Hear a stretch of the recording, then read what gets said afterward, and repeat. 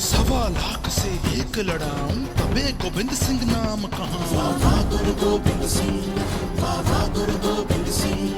सवा लाख से एक लड़ाऊं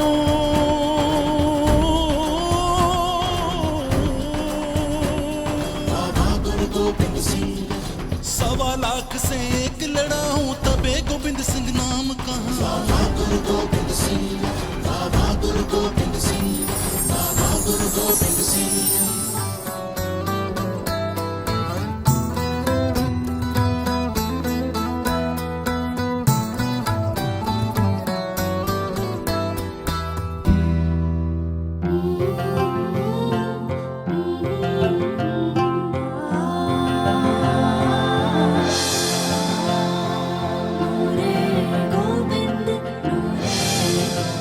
ये साखी है सिख धर्म के 10वें गुरु साहिब कमाल गुरु गोविंद सिंह महाराज जी की, जिन्होंने खालसा पंथ की स्थापना की।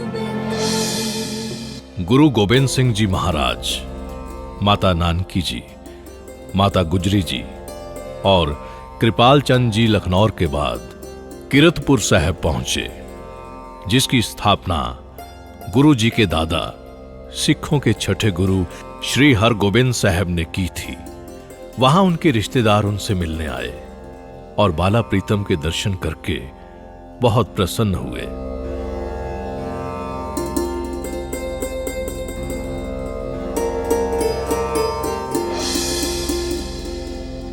जिस पल का आनंदपुर साहब के लोग बरसों से इंतजार कर रहे थे, आखिर वो पल आ ही गया।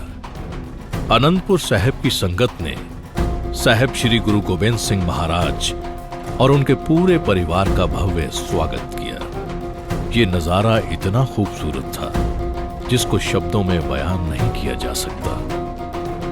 पूरी संगत एक तरफ वाणी का पाठ कर रही थी और दूसरी तरफ फूलों की वर्षा। वहां उपस्थित हर व्यक्ति गुरु गोविंद सिंह महाराज के दर्शन करके खुश और उत्साहित था।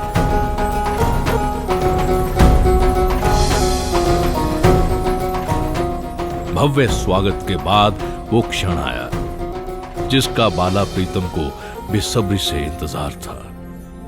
गुरु गोविंद सिंह जी ने जब अपने पिता श्री गुरु तेग बहादुर जी को दरबार हाल में देखा तो उन्होंने नतमस्तक होकर अपने पिता का सम्मान किया।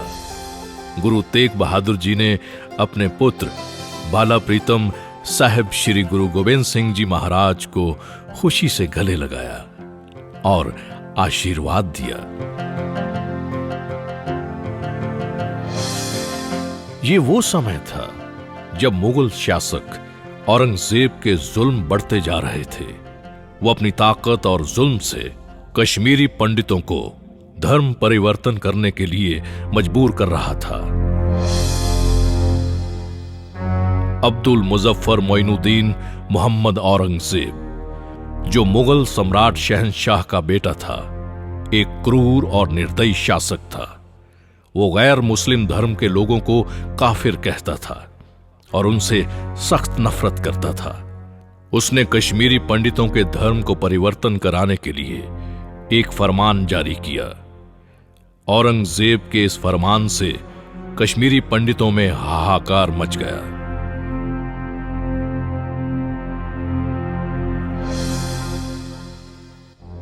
कश्मीरी पंडितों ने औरंगजेब के इस फरमान का खुलकर विरोध किया, जिसके परिणाम स्वरूप औरंगजेब ने निहत्थे कश्मीरी पंडितों पर जबरदस्त जुल्म करने शुरू कर दिए।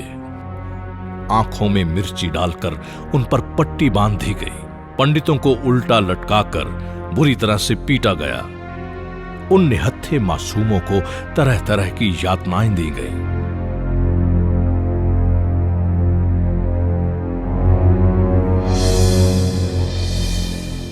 कश्मीरी पंडितों को किसी ने बताया कि उनकी इस समस्या से उन्हें सिर्फ सिख धर्म के 9वें गुरु श्री गुरु तेग बहादुर जी ही निकाल सकते हैं।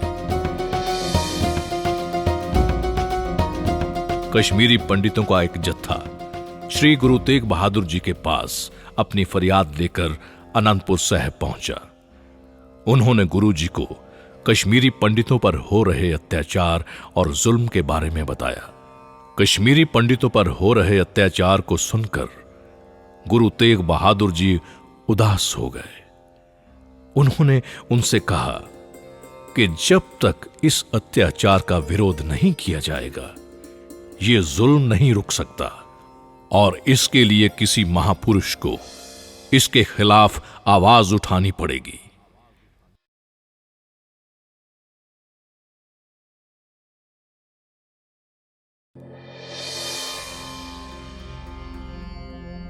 साहेब श्री गुरु गोबिंद सिंह महाराज, जो उस समय अपने पिता श्री गुरु तेग बहादुर जी के साथ ही बैठे हुए थे, पूरी घटना को ध्यानपूर्वक सुनने के बाद वो अपने पिता श्री गुरु तेग बहादुर जी से बोले कि आपसे बढ़कर और कौन महापुरुष हो सकता है।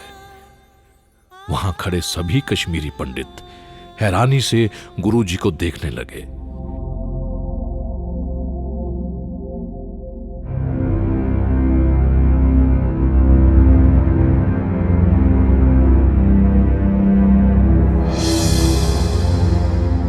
गुरु गोबिंद सिंह जी की इस उम्र में ऐसी सोच को देखकर पिता गुरु तेग बहादुर जी हैरान रह गए। उन्होंने कश्मीरी पंडितों का साथ देने के लिए हां कर दी।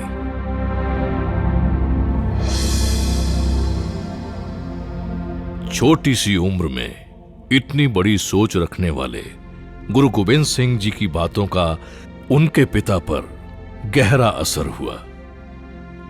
इसलिए दिल्ली रवाना होने से पहले गुरु तेग बहादुर जी अपने पुत्र श्री गुरु गोबिंद सिंह महाराज को अपना उत्तराधिकारी बना गए।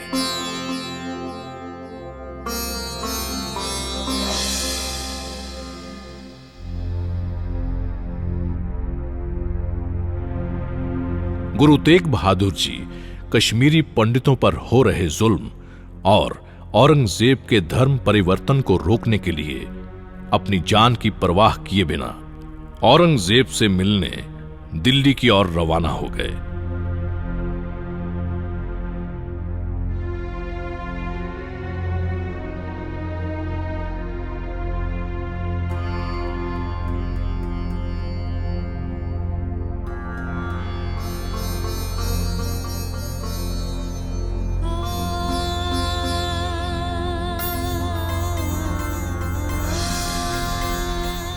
धर्म और मानवता के प्रतीक श्री गुरु तेग बहादुर जी मानवता और धर्म की रक्षा के लिए हमेशा तैयार रहते थे। इसीलिए उन्हें हिंद की चादर भी कहा जाता है।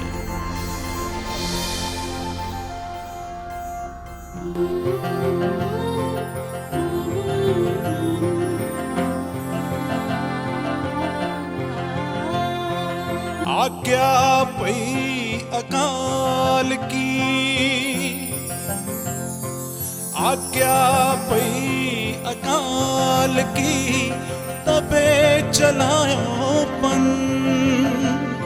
सब सिखन को हुक्म है, गुरु मान्यो ग्रंथ, गुरु मान्यो ग्रंथ।